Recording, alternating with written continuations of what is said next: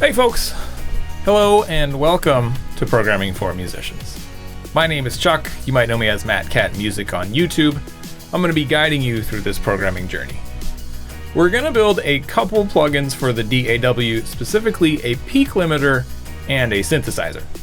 Hopefully you're as excited as I am to make these things, as it's going to be a super fun project.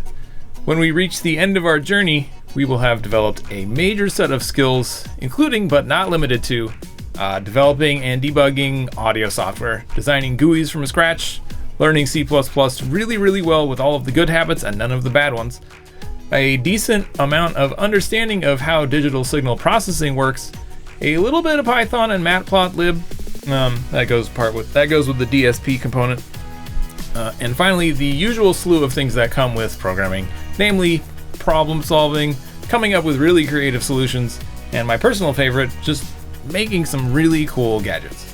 It's not going to be a short journey, but it will be a worthwhile one. So let's get started.